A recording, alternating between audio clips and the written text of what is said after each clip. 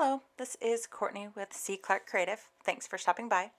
Today's card is using a set from Waffle Flower, the Rainbow Bridge combo that includes a set of sentiments and some dies that you'll see in just a moment. These sentiments are great for the front of a card as well as a sweet sentiment on the inside of a card for those who've lost a beloved pet. Things like all the hugs or it's not goodbye until you meet again. At the Rainbow Bridge, or sentiments for the inside of the card, no longer by your side but forever in your heart, or thinking of you in your time of loss of a beloved family member. The Rainbow Bridge is, I've always thought, is a very sweet sentiment for, helps bring comfort for those who've lost a pet. I know it's helped me when I've lost a pet.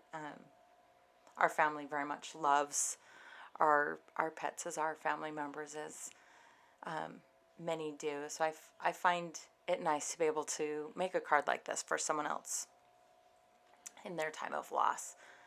So what I'm doing here is I've started out by die cutting out the dog sentiment, and I'm actually going to cut 4 of these out that you'll see in just a moment.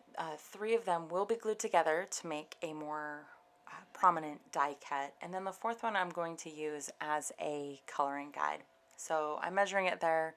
That die cut is 3 inches by 4 inches. So I'm cutting a panel of a Copic friendly cardstock that I'm going to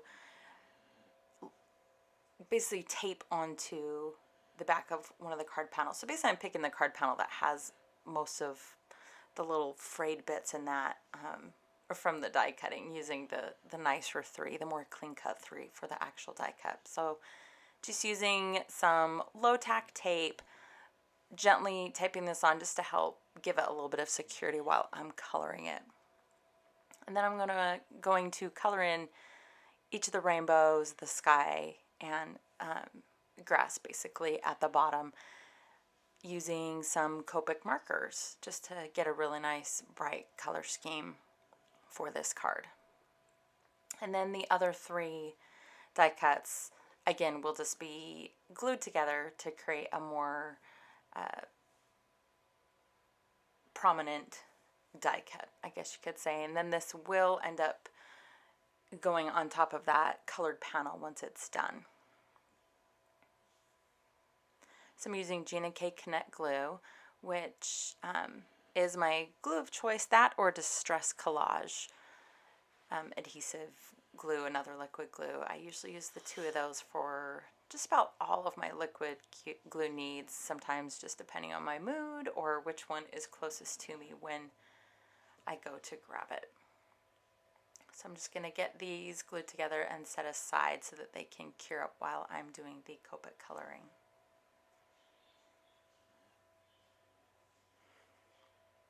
So for my rainbow today, I am going in typical rainbow order. I'm going to start with R85, which is rose red, and then move on to R29, lipstick red, yellow red 09, Chinese orange, yellow or Y18, lightning yellow, YG09, lettuce green, B18, lapis lazuli, and then BV17, deep reddish blue. The grass at the bottom, I'm using YG03, which is yellow-green. And then for the sky, I'm going to do a mix of B21, baby blue, and B24, sky. So what I've done is I've gone through that die cut, laid down my initial color just to get the placing of where these colors go, and then I remove that die cut and just kind of fill in the colors a little bit, make sure the color is solid throughout, and then just widening just a little bit just to make sure I'm not going to have any white space showing once I glue the actual die cut on top. So filling in the grass, and then using a little bit of the yellow-green 09 on top of the YG03 just to give a little bit more dimension to that. I'm not fantastic at color blending with Copics. It's something I struggle with a little bit. I tend to either overblend or underblend, but I try not to worry too much about it and just let it do its thing, basically. So now that I've got that panel done, I take the actual die cut, glue it on top, just cleaning up a little bit of that glue, which isn't a big deal because it does dry clear. And then I'm going to set that aside while I do my stamping. So I stamped today using Archival ink in jet black. And what I'm going to do is I'm going to use an A2 sized black cardstock, which is Gina K, black onyx. And then I'm cutting down a white card panel that the colored rainbow bridge panel will sit on top of. And I cut that panel down to 5 1/8 by 3 7/8. It's just a standard matte size I like to use. That just ends up having a thin black line around that, but it just looks very nice, I think, when I'm done. So I'm just using the magnets to kind of help me space out my sentiment at the top of the card here. And then once I get that place, I'll move that magnet down to the middle of the card to help hold it in place. So I'm going to use my little bit of die cut that I colored on just to kind of get my spacing to make sure my sentiment does fit where I'm wanting it. And it does, so I'm just going to straighten that out a little bit.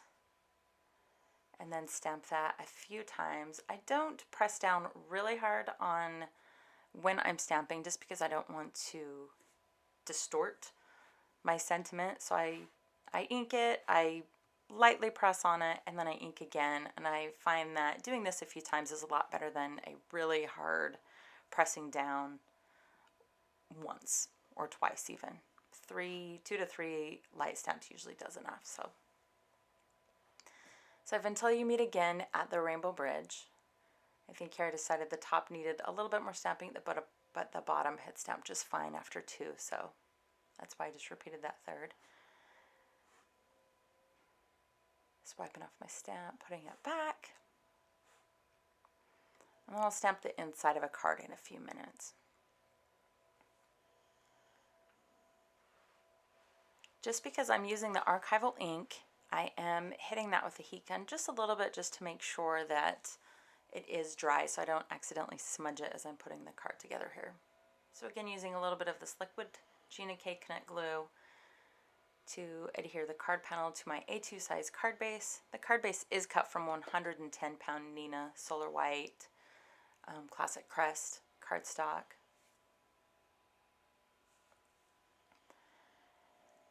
And then the basic card panel, just hand centering that, and then my Rainbow Bridge die cut will go on top of that.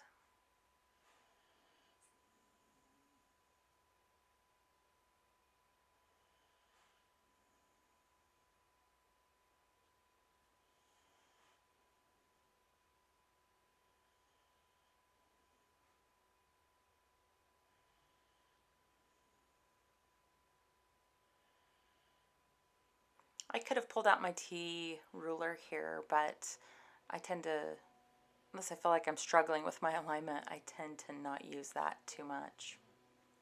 Figure it's a homemade card.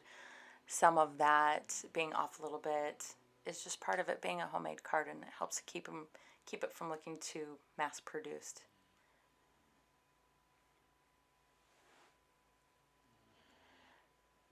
So I have my sentiment for the inside of the card. I'm using a little transparency here that has some grid lines on it that I purchased from Simon Says Stamp a while back. You can see it's been used and abused a bit, and some of the lines aren't showing up so great anymore, but it still works well enough in an instant like this. Just make sure I get the sentiment lined up a little straighter.